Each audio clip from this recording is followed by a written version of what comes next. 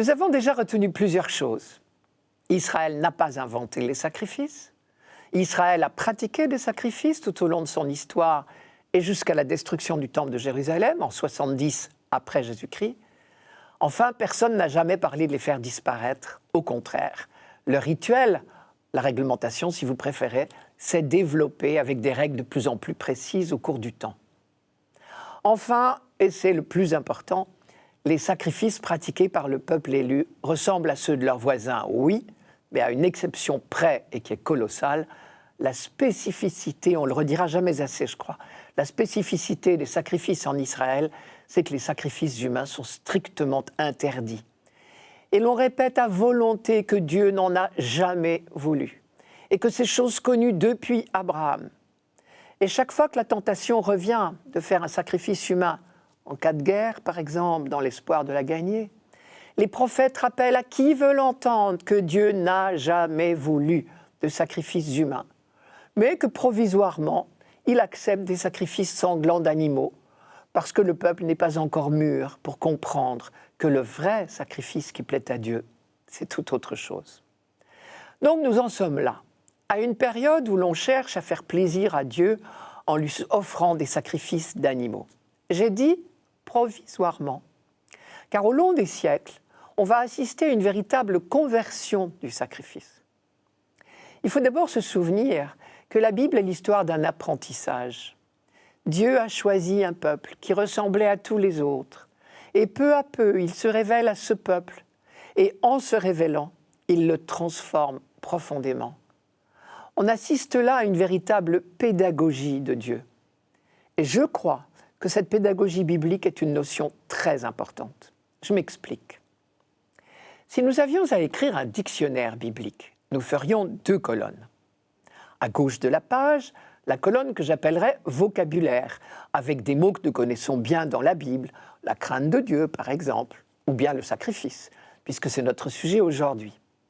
Et puis en face, dans la colonne de droite, ce que j'appellerais le lexique, c'est-à-dire la définition des mots qui sont dans la colonne de gauche. Eh bien, au long de l'histoire biblique, la colonne de gauche n'a pas bougé, le vocabulaire est resté le même, mais le sens des mots a changé, la colonne de droite a changé. Et c'est pour cela qu'on a parfois l'impression que la Bible dit des choses contradictoires. En fait, ce sont des choses dites à des époques différentes. Par exemple, au début de l'histoire biblique, on était persuadé que Dieu ne laissait rien passer, qu'il punissait toujours rigoureusement toutes les fautes des hommes.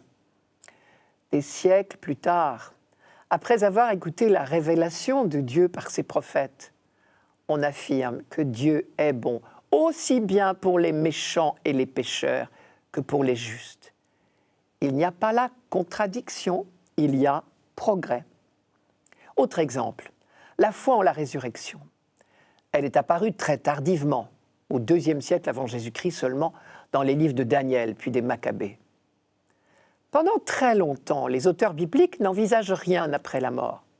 Plus tard, les auteurs parlent clairement d'une résurrection après la mort.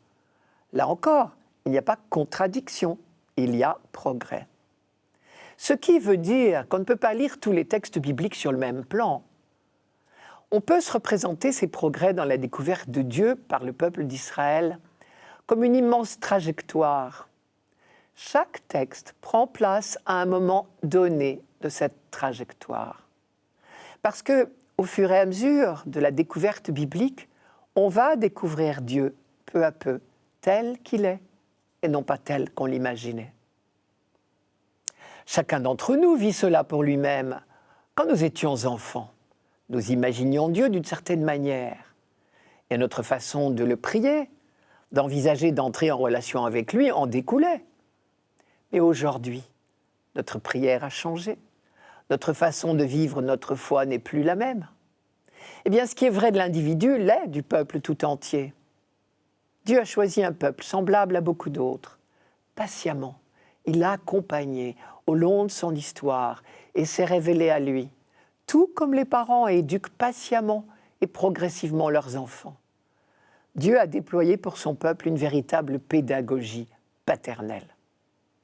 Je reviens au sacrifice maintenant. Au long de l'histoire biblique, le mot sacrifice dans ma colonne de gauche est resté le même. Mais dans ma colonne de droite, son sens a complètement changé.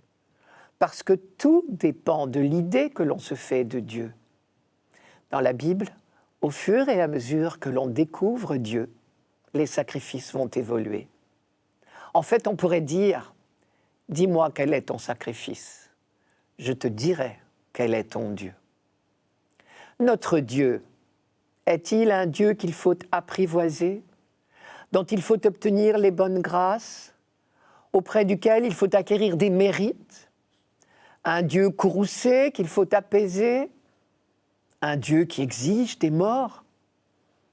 Alors nos sacrifices seront faits dans cet esprit-là, et plus ils seront douloureux, mieux ce serait. Ou bien, notre Dieu, deuxième image de Dieu, est-il un Dieu qui nous aime le premier, un Dieu dont le dessein n'est que bienveillant, un Dieu dont la grâce est acquise d'avance, parce qu'il n'est que grâce, le Dieu de l'amour et de la vie? Et alors nos sacrifices seront tout autres. Toute la Bible est l'histoire de ce lent apprentissage pour passer de la première image de Dieu à la seconde. C'est nous qui avons besoin d'être apprivoisés, c'est nous qui avons besoin de découvrir que tout est cadeau, qui avons besoin d'apprendre à dire simplement merci. Ce que la Bible appelle le sacrifice des lèvres. Toute la pédagogie biblique vise à nous faire quitter la logique du donnant-donnant, du calcul des mérites, pour entrer dans la logique de la grâce, du don gratuit. Et notre apprentissage n'est jamais fini. Cet apprentissage va se faire par étapes. Je disais que Dieu a déployé une pédagogie paternelle pour son peuple. Pas de changement brutal. Simplement, Dieu révèle peu à peu à son peuple ce qui est important, ce qui compte à ses yeux.